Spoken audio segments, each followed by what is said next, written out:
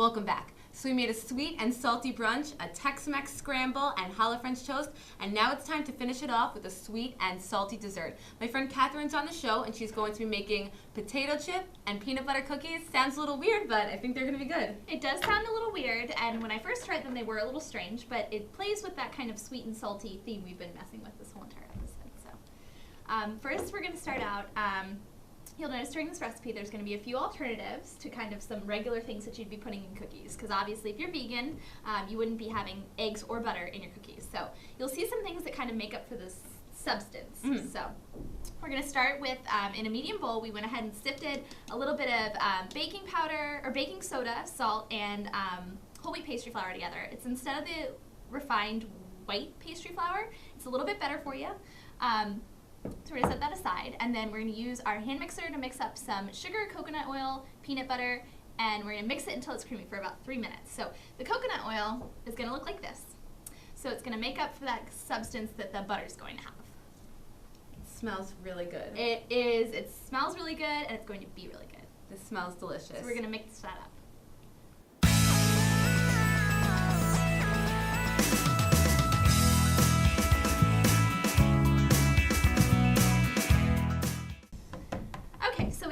Mixed up the peanut butter, the evaporated cane sugar, and the coconut oil for a little while until it's creamy and mixed. So you see the mixture in there. It does.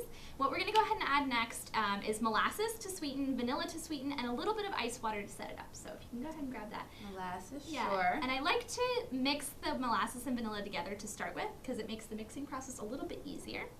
We're going to go ahead and scoop that out. So there's molasses and vanilla extract in there? Yes, and it's about a tablespoon. Smells great. It does. It's about a tablespoon of molasses and a teaspoon or two of vanilla. Now, all these recipes, this recipe, and a lot of other good pastry recipes that I like to make, come from a really great cookbook. What cookbook is that? Melissa knows well. It's called Skinny Bitch in the Kitch, and it's off of the Skinny Bitch book that promotes going vegan and or vegetarian. I am not vegan, I'm vegetarian, but I do respect vegans, just as Melissa does. Yeah. So go ahead and pass me the water. The water, sure. And the water's going to go in. It's ice water, so it'll help it set up a little bit more. And then we're going to mix that until it's completely combined. Okay, and how much ice water is that? It's about a cup. Okay, now that we've added our molasses, our vanilla, and our ice water, it's set up into a nice batter. And we're going to add a little bit more substance by going ahead and adding our pastry flour that's been sifted with a little bit of baking soda and some salt. So you're going to add it in about 3 to 4 additions, and each time you're going to make sure when you mix it, it gets incorporated fully, because then you can make sure that it's all mixed throughout the batter and you don't have clumps of flour anywhere. So, and it looks so creamy right now. It looks great. It does. It's going to be very creamy. It's going to be a very rich cookie, and it's going to come out excellent. Yum. So, okay, let's start with the first addition. And this has already been sifted. And you can sift in a number of ways. You can use a salad strainer if you want a larger sift, or a real sifter if you want to use a smaller sift. So I guess just fold it in. You can fold it in. You can also use the mixer as well. It smells so fragrant right now. The coconut's really coming out. I love the smell of coconut. I was telling Catherine before, I have a coconut candle. It smells so good. It should be nice and sweet from the coconut as well as the vanilla and the molasses. So. Okay, so Melissa, we've got all of our sweet in the batter and in the dough, and we've got a little bit of the salty with the peanut butter. Now we're going to add that kind of strange ingredient, but it's going to be a really good addition, the potato chips. So it's about 2 cups worth of coarsely crushed potato chips. It's going to give the cookie kind of a strange texture, but really good. You're just going to fold them in. I suggest folding them in rather than using the mixer, because the mixer tends to kind of annihilate the chip crumbs. You just end up with a big chippy mess. So they're kind of crunchy when they come out? Uh-huh. This looks really good. And this smells really great too. You don't really think of peanut butter and potato chips together, but I think it's going to come out great. It smells delicious. It does smell absolutely wonderful. So Catherine works on ATV News.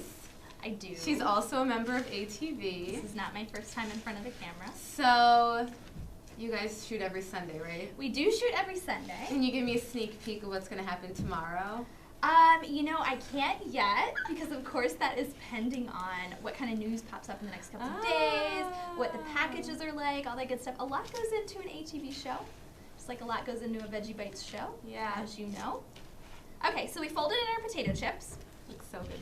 What we're going to do is take rounded about 2 tablespoons full of batter and plop them onto a baking sheet that's covered in aluminum foil. Now ours is covered in aluminum foil. The recipe does call for parchment paper. You can use that as well. The aluminum foil is going to bake a little bit faster, so you need to adjust your baking time. So it's about 13 to 15 minutes. We'll probably pop these in the oven for about 13. So I'm going to go ahead and try those rounded. And we've preheated the oven on 375. 375, right? Yep. Okay. I'm really tempted to just eat this. I know, with a spoon. A little bit of ice cream. Make sure you wash your hands first so you can kind of round those out.